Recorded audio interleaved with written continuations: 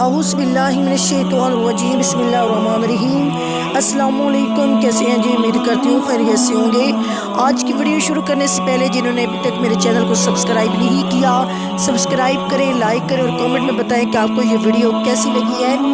آج کی ویڈیو ہے تابوت سکینہ کیا تھا اور اس کے اندر کیا تھا، اس کی حقیقت کیا ہے اور یہودی اس تابوت سکینہ کے پیچھے کیوں ہیں۔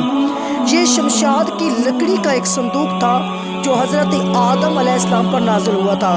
یہ آپ کی آخری زندگی تک آپ کے پاس ہی رہا، پھر بطور میراث یکے بعد دیگر آپ کی اولاد کو ملتا رہا، یہاں تک کہ حضرت یعقوب کو ملا اور آپ کے بعد آپ کی اولاد بنی اسرائیل کے قبضے میں رہا اور حضرت موسیٰ کو مل گیا تو آپ اس میں تورات شریف اور اپنا خاص سامان رکھتے تھے۔ یہ بڑا ہی مقدس اور بابرکت صندوق تھا۔ بنی اسرائیل جب کفار سے جہاد کرتے تھے اور ان کے لشکروں کی کثرت اور ان کی شوکت دیکھ کر سہم جاتے تھے اور ان کے سینوں میں دل دھڑکنے لگتے تو وہ اس صندوق کو اپنے آگے رکھ لیتے تھے، تو اس صندوق سے ایسی رحمتوں اور برکتوں کا ظہور ہوتا تھا کہ مجاہدین کے دلوں میں سکون اطمینان پیدا ہو جاتا تھا اور مجاہدین کے سینوں میں لرزتے ہوئے دل پتھر کی چٹانوں سے زیادہ مضبوط ہو جاتے تھے۔ اور جس قدر صندوق آگے بڑھتا تھا آسمان سے اللہ کی طرف سے فتح حاصل ہو جاتی۔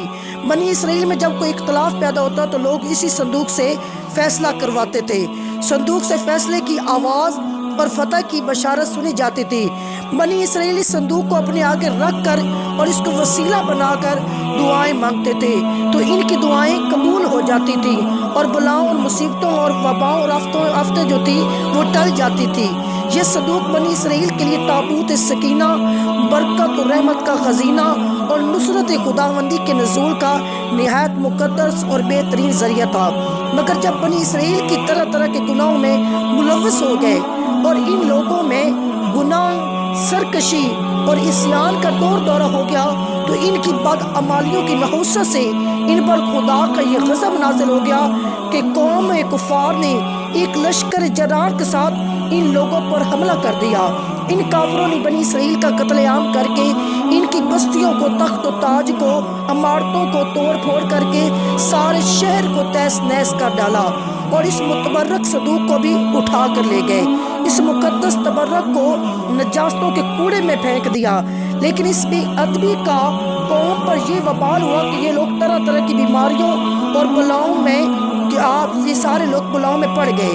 چنانچہ قوم ممالکہ کے 5 شہر بالکل برباد اور ویران ہو گئے، یہاں تک کہ ان کافروں کو یقین ہو گیا کہ یہ صندوق رحمت کی بے ادبی کا عذاب ہم پر پڑ گیا ہے۔ تو ان کافروں کی آنکھیں کھل گئیں۔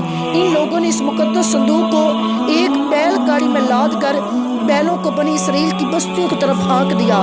پھر اللہ تعالیٰ نے 4 فرشتوں کو مقرر فرمایا جو اس مبارک صندوق کو بنی اسرائیل کے نبی حضرت شمعیل علیہ السلام کی خدمت میں لائے۔ اسی طرح پھر بنی اسرائیل کی کھوئی ہوئی نعمت دوبارہ ان کو مل گئی اور یہ صندوق ٹھیک اس وقت حضرت شمعیل کے پاس پہنچا جب حضرت شمعیل علیہ السلام نے طالوت کو بادشاہ بنایا تھا اور بنی اسرائیل طالوت کی بادشاہی تسلیم کرنے پر تیار نہیں تھے اور یہی شرط تھی کہ مقدس صندوق آ جائے تو ہم طالوت کی بادشاہی تسلیم کر لیں گے۔